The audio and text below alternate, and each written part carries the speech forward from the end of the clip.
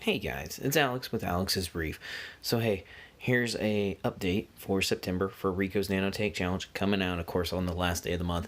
Been a little bit under the weather with sinuses, so as you can see here, there's some green in this tank, and it's on the glass and on the walls, and I'll be happy to explain that, and we'll get to that just in a little bit. But there's a lot of changes. I kind of moved some corals around on a rock so I can clean up the sand bed just a little bit.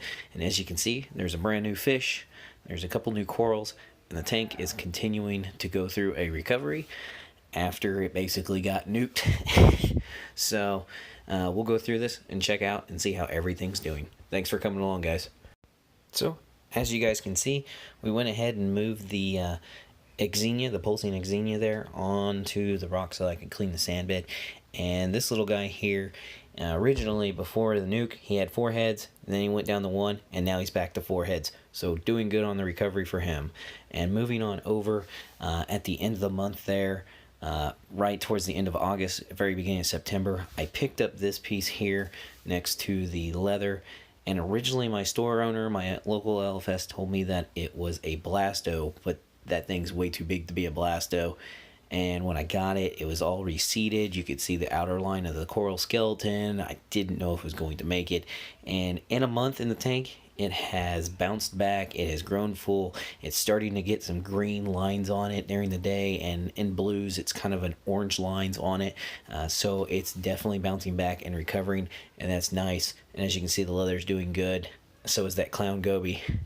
And then also, as we can see here, sorry for the green that's on the glass, guys. I have a razor coming, but there's a new head of candy cane in there. One head's doing okay there. The other one's not so hot.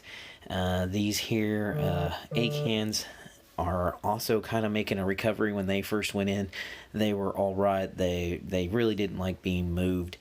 So I'll have to find them a permanent home, but they have come out more. They're orange, and they're really cool. So, as you can see, they're doing good, and starting to sprout more heads, so that's always good.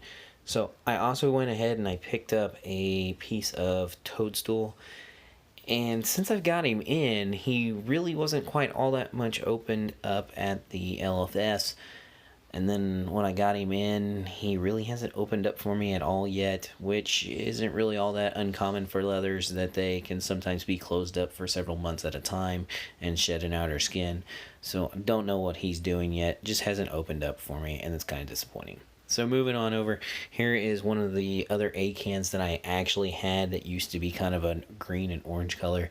And when the tank got nuked, it was one of the first ones that shows signs of hurting. And as you can tell, it's kind of doing bad. It got some algae on it, as well as this blasto had 2 heads, and it went down to 1 when the tank got nuked, and it's got some green. And I'll explain where all the algae came from, but they're starting to recover and do better.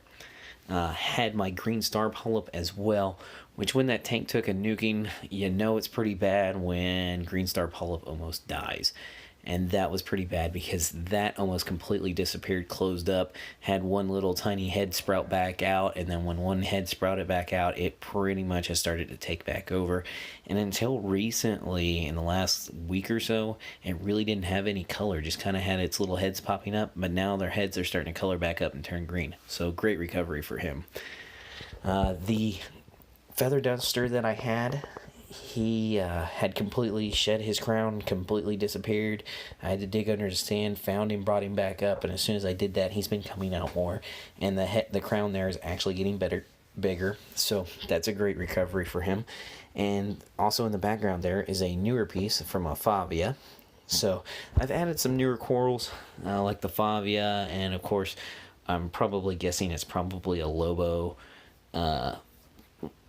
coral that the local keeper thought was a blasto. The blasto and others are recovering, as well as that candy cane's pretty new over this last month. But you also I had added a head of hammer, which as soon as it went in the very next day when I came back to the tank after I got home from work, it had totally turned brown jelly and disappeared on me again.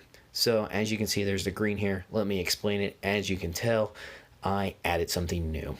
A brand new little 1 gallon hang on the back mainly for copepods, but I added some red garlica and some rock and stuff just to kind of have like a little refugium.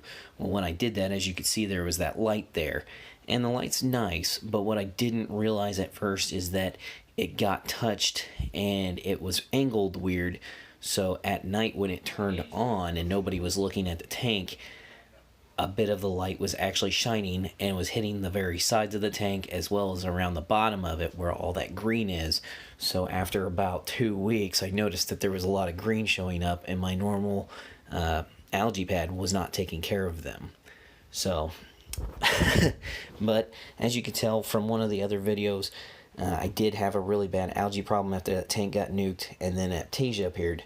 So a couple of things that I helped take care of the tank was the Reef Flux from Reef HD, which actually helped quite a bit. I went through 2 treatments of that, and basically over a month and a half, I got rid of most of all the hair algae that was in the tank. With the ChemiClean, I got rid of any cyanobacteria that popped up, and with the Aptasia X, I was able to handle most of the Aptasia in the tank. I still have a couple left. And then here are some of the products that I do use on the tank as well, like the Coral Pro Salt, a lot of the Brightwell lineup products, and it's just kind of a glimpse of what all is part of this tank. I have noticed that with the Vitamin M and the Restore, that a lot of these frags are actually coming back once they get more established with those products, and then I will start using maybe some of that coral color and help them brighten up and color up.